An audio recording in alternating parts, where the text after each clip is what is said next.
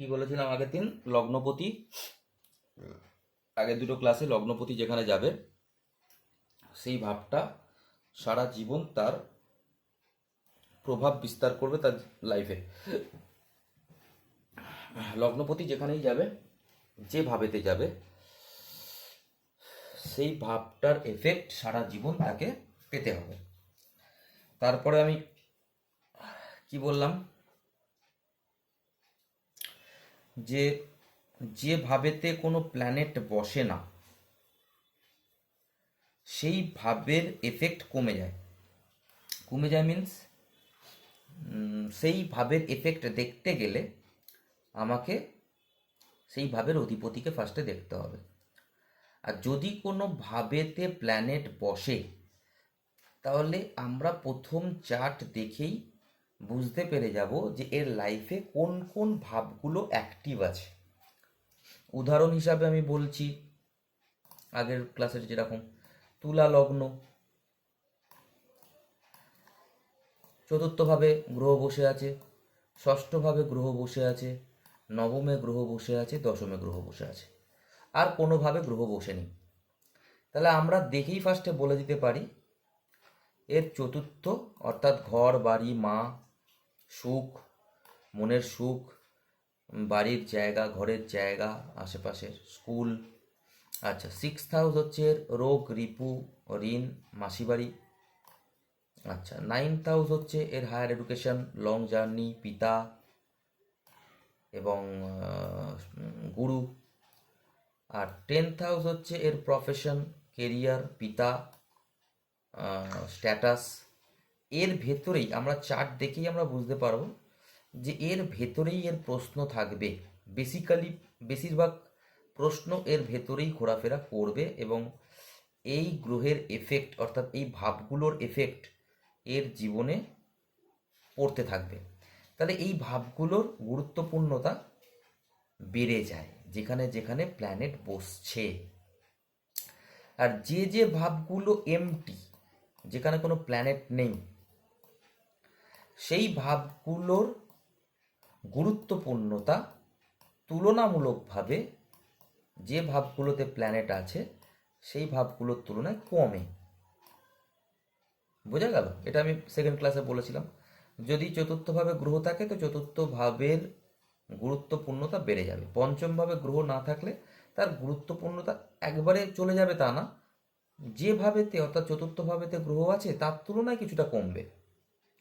বোঝা গেল? না, আপনি আসলে বলতে চাইছেন মানে যে ঘরে যেটা রয়েছে সেইগুলো ব্যাপারে ধরুন আমার যদি মানে ধরুন তুলা লগ্ন হয়, তাই সেক্ষেত্রে যেগুলোতে আপনি রাইট চিহ্নগুলো দিয়েছেন সেই ঘরগুলো বিষয়ে আমি কনসার্ন হব, মানে সেই ব্যাপারটা নিয়ে আমার মাথার মধ্যে ঘুরবে, মানে সেই মানে মাইন্ডসেটটা ওইটার উপরে ডিপেন্ডেন্ট হবে, কিন্তু বেশি যেগুলো ফোকাস। ক্রস চিহ্ন দিয়েছেন সেইগুলোতে অতটা কনসার্ন হব না, হ্যাঁ, থাকবে বেশি মানে প্রভাব মাইন্ডসেটের মধ্যে এটা প্রায়োরিটি পাবে না সেরকম ভাবে। সেরকমভাবে বেশি প্রভাব আপনার সেই ভাবগুলো পাবে যে ভাবগুলোতে আপনার প্ল্যানেট বসেছে।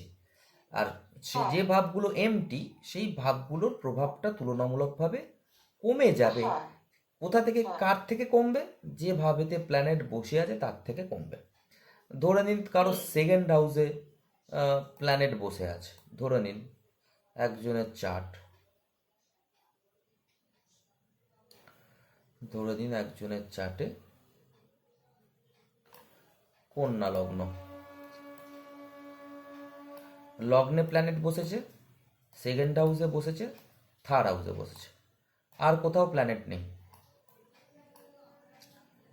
তাহলে তার লাইফে সবচেয়ে বেশি প্রভাব কি পড়বে? এই তিনটে ঘরে। এই তিনটে ঘর থেকে কি আমরা দেখব? একটা হচ্ছে 3 নম্বর ঘর থেকে আমরা ভাই দেখতে পারি, পাড়া প্রতিবেশী দেখতে পারি, নিজের প্রচেষ্টা দেখতে পারি। সেকেন্ড হাউস থেকে আমরা কুটুম্ব দেখতে পারি, অর্থ দেখতে পারি, বাণী দেখতে পারি, এবং লগ্ন থেকে আমরা নিজের ইনার সেলফ, আমি ব্যাপার এবং আমাকে নিয়ে চিন্তা ভাবনা, এইগুলো দেখতে পারি। তাহলে সারা আচ্ছা, জীবনই। আমি এই প্রসঙ্গে একটা কথা বলছি, এই যে আপনি বললেন না সেকেন্ড হাউসে আত্মীয় কুটুম্ব মানে কুটুম্ব কথাটা বললেন, হুম। তা এখন প্রত্যেকটা হাউসেই তো দেখুন, সিক্সথ হাউসে মামার বাড়িকে রিপ্রেজেন্ট করছে, হ্যাঁ, ফোর্থ হাউসকে মা রিপ্রেজেন্ট করছে, হ্যাঁ, তো এরকম অনেকগুলোই রয়েছে যে সমস্ত গুলোদের সম্পর্ক জনিত যে সমস্ত ব্যাপার, সেকেন্ড হাউসকে শুধুমাত্র সব কিছু মিলিয়ে কি ওটাকে আত্মীয় কুটুম্বর হাউস ধরা হচ্ছে, নাকি কি অন্য কিছু, সেটাই আমি বলছি। মানে বেসিক্যালি কেমন ধরনের আত্মীয় কুটুম্ব? যদি আমি সিক্স হাউসকে মামার বাড়িই ধরি, তাহলে আমি আত্মীয় কুটুম্বটা কেন সেকেন্ড হাউসকে সেখানে বলে? একটা ঘর তো রয়েছে আলাদা মামার বাড়ির সম্পর্কে। সেকেন্ড হাউস বেসিক্যালি আপনি ধরবেন শ্বশুর বাড়ির লোকেদের সম্পর্কে। যেমন আচ্ছা আচ্ছা। যেমন অষ্টম ভাব থেকে আমরা শ্বশুর বাড়ি দেখছি, তেমনি এই সপ্তমের অষ্টম সেখান থেকে আমরা শ্বশুর বাড়ি দেখছি। তো ও যখন আচ্ছা বিবাহের পর আচ্ছা। একটা আলাদা রিলেশন হচ্ছে, সেই রিলেশনের যে লোকজন তাদেরকে বেশি প্রায়োরিটি দেবেন মাসি পিসির থেকে, কারণ মাসি পিসির জন্য আলাদা একটা ঘর আছে, হ্যাঁ হ্যাঁ, আমি সেটাই বলছি। মায়ের জন্য আলাদা একটা ঘর আছে, হ্যাঁ, পিতার জন্য পিতার আলাদা জন্য ঘর আলাদা আছে, ঘর আছে, ভাইয়ের জন্য ঘর আছে। পার্টনারের জন্য আলাদা ঘর আছে। হ্যাঁ, এবার হ্যাঁ পার্টনারের যারা সঙ্গী বা ধরে নিন মাসি পিসির কেউ চেনাশোনা, মায়ের কেউ চেনাশোনা, যে সম্পর্কগুলো হয় আমরা পাড়া প্রতিবেশী কুটুম্ব বলে থাকি, হ্যাঁ সেইগুলোর যেহেতু আলাদা আলাদা ঘর আমাদের ডিফাইন করা আছে, মাসি, মা, পিতা, ভাই, বোন, দিদি, বন্ধু, তাদেরকে ছেড়ে দিয়ে যারা মোটামুটি থাকে বেসিক্যালি শ্বশুরবাড়ির লোকেদের মধ্যেই পড়ে এটা, তো সেটাকেই আমরা ধরবো। ঠিক আছে, তো এটা মেন কথা ছিল যেমন না। মেন কথাটা ছিল হচ্ছে আমার আমরা আমরা ভটকাচ্ছি আমাদের মেন উদ্দেশ্য থেকে, মেন জায়গা থেকে। তো মেন কথাটা আমার বলার উদ্দেশ্য ছিল যে যেখানে যেখানে প্ল্যানেট থাকবে সেই জায়গাটা আমার মেন প্রায়োরিটি হয়ে যাবে। সেকেন্ড হাউসে অতিরিক্ত প্ল্যানেট, তো আমার মাইন্ড মানি মাইন্ডেড হয়ে যাবে। এটাই আমি আগের দিন আপনাকে ক্লাসে শিখিয়েছিলাম। লগ্নে থাকলে আমি চলে আসবে, 12th হাউসে থাকলে বিদেশে যাওয়া বা খরচার দিক চলে আসবে, 10th হাউসে বেশি প্ল্যানেট থাকলে সেই 10th হাউসে মানে কেরিয়ার, স্ট্যাটাস এগুলো চলে আসবে। 5th হাউসে বেশি প্ল্যানেট থাকলে এরা পড়াশোনা বা প্রেমজনিত রিলেশনশিপ বা সন্তান এদের নিয়ে এদের প্রায়োরিটি চলে আসবে।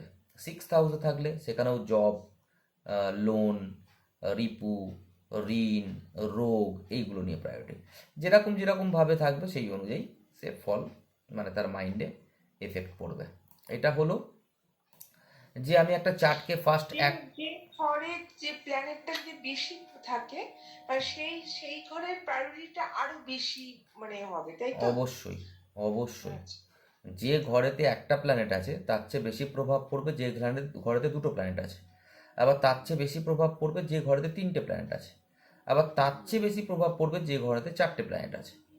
হ্যাঁ তাই কি না? এটা তো আমাদের সাধারণ বুদ্ধিতে আমরা বুঝতে পারি যে সেই হ্যাঁ ঘরেতে চারটে প্ল্যানেট তো সবসময় যখন দশা চলবে ওই চারটে প্ল্যানেটই বেশিরভাগ আসবে, আর ওই ঘরটা বারবার অ্যাক্টিভেট হবে, তাহলে তার খেলা তার জীবনে বেশি চলবে। এটা সাধারণ বুদ্ধিতে আমরা বুঝতে পারি। তাই এই হয়ে গেল মেন একটা চার্ট দেখিয়ে আমাদের ফার্স্ট লুকিংয়েই আমরা বলতে পারি যে এখানে এখানে এখানে এখানে তোমার কিন্তু লাইফে কিন্তু এই জায়গাগুলো তোমাকে আনন্দ দেবে বা দুঃখও দেবে, আনন্দও দেবে আবার দুঃখও দেবে, চলতে থাকবে।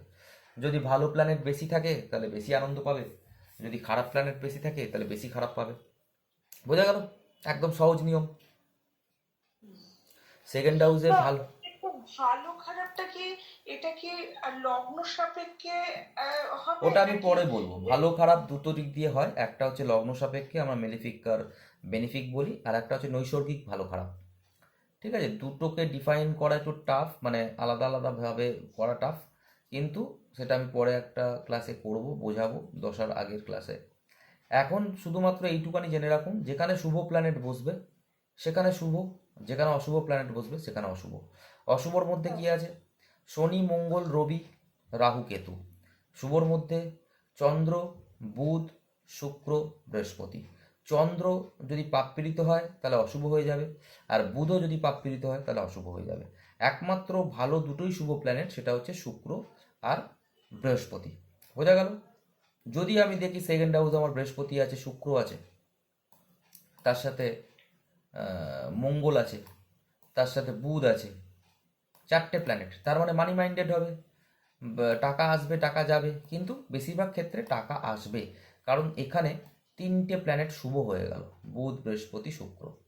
একটা হ্যাঁ প্ল্যানেট অতটা প্রভাব দেবে না, হ্যাঁ। নষ্ট করবে কিছুটা, কিন্তু এ বলবে না যে ভাই আমার খুব টাকার ক্রাইসিস, এ বলবে না ভাই টাকা গেছে কিন্তু টাকা আমার কাছে যথেষ্ট আসেও। বোঝা গেল? এবার এটাই উল্টো যদি আমি করে দিই, একদম সহজ সহজভাবে একদম বোঝা যাবে। সহজ, একদম হ্যাঁ, সহজ। এবার একদম এটা আমি উল্টো সহজভাবে করে দিই, বোঝা যাবে। আমি শনি করে দিলাম, হুম। মঙ্গল করে দিলাম, হ্যাঁ। রবি করে দিলাম, হুম। রাহু করে দিলাম। এইবার এর তার মানে লাইফে, এখানে সব কটাই তো অশুভ দেখছি। তাহলে এর হ্যাঁ, লাইফে টাকা নিয়ে বড় কনসার্ন থাকবে, সব সময় টাকার জন্য তাকে স্ট্রাগল করতে হবে। স্ট্রাগল করতে হবে। এটা বা একদম হ্যাঁ। একদম প্রথম দেখা যে প্ল্যানেট হুম। আমার লগ্ন ওয়াইজ শুভ অশুভ আমি দেখছি না, আমি শুধু ন্যাচারাল নৈসর্গিক শুভত্ব দেখছি। সেইটা আমি হুম। লগ্ন দ্বারা পরে আসবো, সেটা একটু ক্রিটিক্যাল বলে আমি পরে নিয়ে আসবো। শুধু নৈসর্গিক শুভ দেখুন, প্রেডিক্ট করে দিন, ও হ্যাঁই বলবে। ঠিক আছে? হুম। নৈসর্গিক শুভত্ব আছে যেখানে, ধরে দিন আপনার 5th হাউসে বুধ আছে, শুক্র আছে, রবি আছে, তাহলে আপনি কি হ্যাঁ, বলবেন? এর প্রেম এটা প্রীতি মানে সন্তান। একটা শুভ ব্যাপার আছে।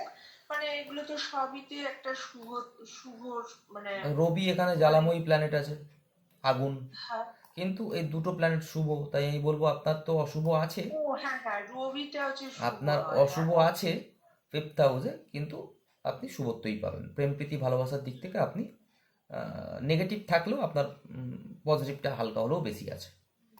ঠিক আছে? এখানে যদি বৃহস্পতি চলে আসতো আমি বলতাম 100% আপনার পজিটিভিটি আসবে, রবি হ্যাঁ। অতটা হ্যাঁ। এফেক্ট দেবে না। কিন্তু রবি আর যেহেতু বসে দুটো প্ল্যানেট আর একটা প্ল্যানেট, তো সেক্ষেত্রে হ্যাঁ। আপনি কিছুটা হলেও পজিটিভ পাবেন, কিন্তু নেগেটিভিটি থাকবে। পজিটিভ। হ্যাঁ। সন্তানের ক্ষেত্রেও একই বলবেন, পড়াশোনার ক্ষেত্রেও বলবেন, বুদ্ধিমত্তার ক্ষেত্রেও বলবেন, আর যেটাকে বলে হচ্ছে প্রেম প্রীতি ভালোবাসার ক্ষেত্রেও ওই একই কথাই বলবেন। পরে আমি বলছি, এটা জাস্ট ইনিশিয়াল স্টেজ যে আপনি দেখে কি বলছেন, তারপরে হ্যাঁ। আমাকে ভেতরে ঢুকিয়ে ধীরে ধীরে প্যানালাইসিস করতে হবে যে কতটা কি শুভত্ব অশুভত্ব। কিন্তু এক নজরে কতটা ওপর ওপর যদি আমি দেখি নৈসর্গিক শুভ প্ল্যানেট, যেটা বলবেন সেটাও লোকে হ্যাঁই করবে, যে হ্যাঁ হ্যাঁ। কিছুটা তো আপনি ঠিকই বলেছেন। হুম।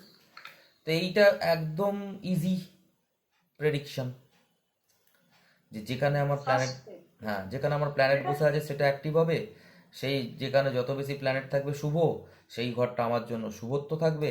যেখানে আমার প্ল্যানেট বেশি থাকবে অশুভ, সেখানে আমার অশুভ থাকবে। হয়ে গেল?